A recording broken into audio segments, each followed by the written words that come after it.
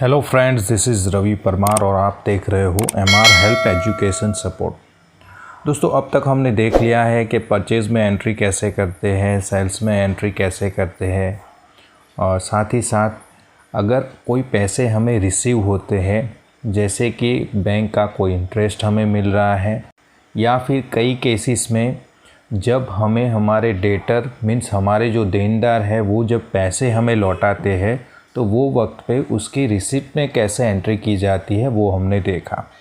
अब हम देखेंगे कि जब भी हमारे क्रेडिटर्स से उनको जब हम पैसे पे करते हैं तो वो वाले केस में उसकी एंट्री पेमेंट वाउचर में कैसे होगी। और साथ ही साथ बिज़नेस के कई सारे खर्चे ऐसे होते हैं जो खर्चों के लिए आपको पेमेंट करना पड़ता है, तो वो जो पेमेंट होगा आपका वो कैश में हो सकता है, या फिर आप बैंक से भी ट्रांसफ़र कर सकते हो, या फिर किसी को चेक दे सकते हो। तो वो वक्त पे आपको पेमेंट में कैसे एंट्री करनी है वो आज की वीडियो में हम देखेंगे। दोस्तों, एक चीज़ मैं बता दूं कि रिसीट वाउचर की जहाँ तक बात थी तो वहाँ पे हम हर वक्त पे कैश या फिर बैंक अकाउंट को डेबिट करते थे, क्योंकि पैसे हमें कैश में मिलते थे तो हमारी जो कैश है वो बढ़ती है। कैश हमारी एसेट है और एसेट बढ़ने पे उसे डेबिट किया जाता है।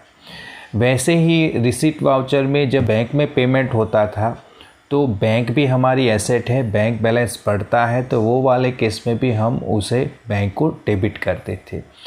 लेकिन जहाँ तक बात है पेमेंट की, तो यहाँ पे एंट्री थोड़ी उल्टी हो जाएगी। उल्टी मीन्स यहाँ पे जो भी कैश हमारी है वो बिज़नेस से जा रही है, बिज़नेस में कैश घट रही है। और जहाँ तक बात है बैंक से पेमेंट करने की, तो बैंक बैलेंस भी उसमें घटेगा। तो जब भी हमारी एसेट घटती है तो उसे क्रेडिट किया जाएगा। तो यहाँ पे जहाँ तक बात हो रही है पेमेंट वाउचर की, तो जब भी हम पेमेंट करेंगे तो कैश से करेंगे या फिर बैंक से करेंगे, तो वो दोनों केसेस में हमारी बैंक है वो भी एसेट है और कैश भी हमारी एसेट है। एसेट घटती है तो वहाँ पे उसे क्रेडिट किया जाएगा। ओके, तो बैंक और कैश को यहाँ पे क्रेडिट किया जाएगा, और जो भी खर्चा होगा वो खर्चे को हम डेबिट करेंगे। और अगर हमारे कोई लेनदार को हम पेमेंट करते हैं तो वो लेनदार को हमें डेबिट करना पड़ेगा। ओके, तो चलिए देखते हैं पेमेंट की एंट्री। तो पहला हमारा एग्जांपल है paid shop rent in cash 2000 का कैश में हमने शॉप रेंट पे किया। तो शॉप रेंट हमारा खर्चा है, उसे पहले लेजर बनाना पड़ेगा, ऑल्टर सी करना है, और यहाँ पे लेजर बनाएंगे शॉप रेंट। शॉप रेंट होगा, उसका ग्रुप रहेगा इनडायरेक्ट एक्सपेंस। ये हमारा इनडायरेक्ट एक्सपेंस है। बाकी की चीज़ों को ऐसे ही छोड़ना है, जहाँ पे सर्विस है वहाँ पे सर्विस ही रखना है, और ये एंट्री को सेव करना है। शॉप रेंट 2000 का है, वैल्यू डालेंगे 2000। ओके, और जैसे कि हमने देखा था उसे डेबिट किया जाएगा क्योंकि वो हमारा खर्चा है, और क्रेडिट होगा हमारा कैश लेजर। ओके, क्योंकि कैश धंधे से जा रही है तो क्रेडिट करेंगे कैश को। तो ऐसे ही ये एंट्री को हम पूरी करेंगे। अब देखते हैं दूसरी एंट्री को।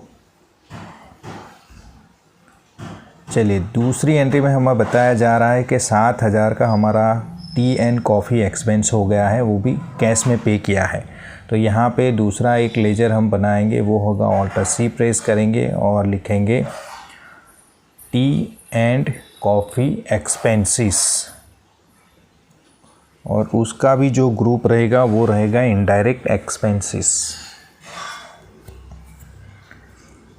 जैसे शॉप रेंट का लेजर बनाया था वैसे ही ये वाले खर्चे का भी लेजर बनेगा। वैल्यू डालेंगे जो भी वैल्यू है वो, और ये जो पेमेंट है वो पेमेंट हो रहा है कैश में, तो कैश को कर देंगे क्रेडिट, और ये एंट्री को भी पूरी करेंगे। चलिए देखते हैं आगे की एंट्री। आगे की एंट्री बता रही है E transfer salary to Krishna. Krishna को 12000 की सैलरी ट्रांसफ़र की। चलिए, यहाँ पे सैलरी हमारा खर्चा है। ओके, और बैंक से हम पेमेंट करते हैं तो बैंक को डेबिट करेंगे। सैलरी का लेजर है नहीं, वो हमारा इनडायरेक्ट एक्सपेंस है। ऑल्टर सी प्रेस करेंगे और यहाँ पे लेजर बनेगा सैलरी, इनडायरेक्ट एक्सपेंस रहेगा। सैलरी को डेबिट करेंगे 12,000 से, और ये जो पेमेंट हो रही है वो बैंक से हो रही है क्योंकि इन ट्रांसफ़र किया है, तो बैंक को करेंगे हम डेबिट, जो है हमारी HDFC बैंक करंट अकाउंट को। ओके, बैंक से चेक से पेमेंट किया है या फिर ई ट्रांसफ़र किया है तो उसकी डिटेल आप यहाँ पे दे सकते हो। ई ट्रांसफ़र है तो यहाँ पे आपको डालना पड़ेगा ई ट्रांसफ़र, और भी कई डिटेल है तो आप डाल सकते हो। यहाँ पे हम एग्जांपल ले रहे हैं तो ये सारी जो डिटेल है उसे हम स्किप करेंगे एंटर करके, और ये एंट्री को भी सेव करेंगे। चलिए देखते हैं आगे की एंट्री। आगे की एंट्री है paid interest of loan by cheque. Okay, loan का जो इंटरेस्ट था वो चेक से हमने पेमेंट किया है, तो लोन का इंटरेस्ट हमारा खर्चा है तो उसे डेबिट करेंगे, और बैंक से पेमेंट हो रही है तो उसे क्रेडिट करेंगे। तो लेजर बनाना पड़ेगा। यहाँ पे भी हमें Alt+C प्रेस करके इंटरेस्ट ऑन लोन या फिर लोन इंटरेस्ट, जो भी आप नाम रखना चाहते हो रख सकते हो। उसका जो ग्रुप रहेगा वो रहेगा इनडायरेक्ट एक्सपेंस, बाकी की एंट्री एज इट इज़ रहेगी।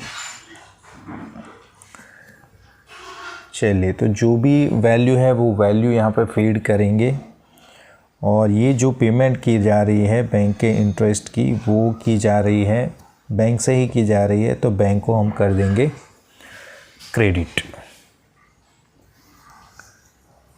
और ये एंट्री को भी अगर बैंक की कोई डिटेल है तो आपको डालनी है, और इसे नरेशन डालना है और सेव करना है। चलिए देखते हैं आगे की एंट्री। आगे की एंट्री है paid insurance premium by cheque. देखिए, चेक से पेमेंट हुए इंश्योरेंस प्रीमियम की 5,000 की इंश्योरेंस प्रीमियम हमारा खर्चा है, और बैंक से पेमेंट हो रही है। इसे भी Alt+C प्रेस करेंगे और इंश्योरेंस प्रीमियम डाल देंगे, वो भी हमारा इनडायरेक्ट एक्सपेंस रहेगा। देखिए, जो भी एक्सपेंस है वो ऑलरेडी आपने उसका लेजर क्रिएट करके रखा हुआ है, तो लेजर बनाने की ज़रूरत नहीं है।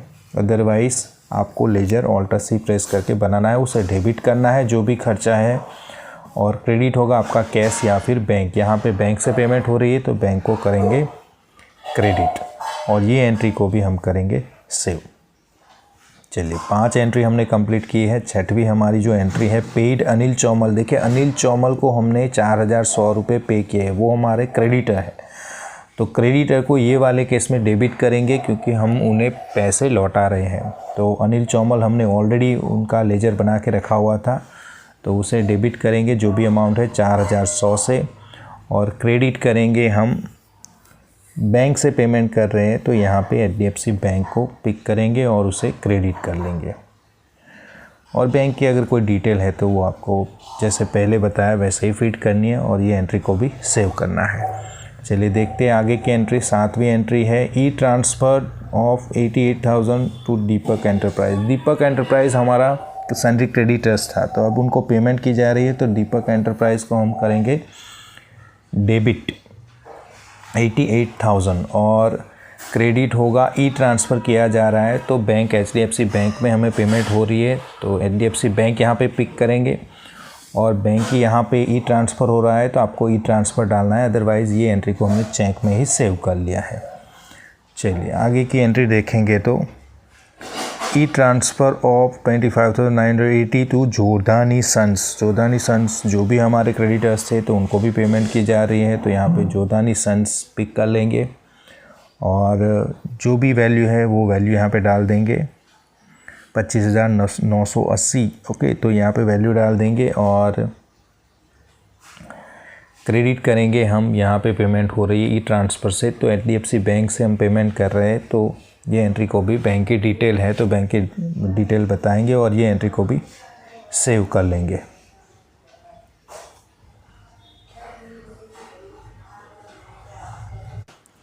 चलिए आगे की एंट्री है मारवाड़ी एंड सन्स को हमने पेमेंट की है 36,400 की, तो सेम एंट्री रहेगी। यहाँ पे मारवाड़ी एंड सन्स हमारे क्रेडिटर्स हैं तो उनको हम करेंगे डेबिट। जो भी वैल्यू है वो वैल्यू डाल देनी है आपको, जो भी पेमेंट किया है आपने, और बैंक से पेमेंट किया है क्योंकि ट्रांसफ़र हुआ है तो वो वाले केस में बैंक को हम कर देंगे क्रेडिट।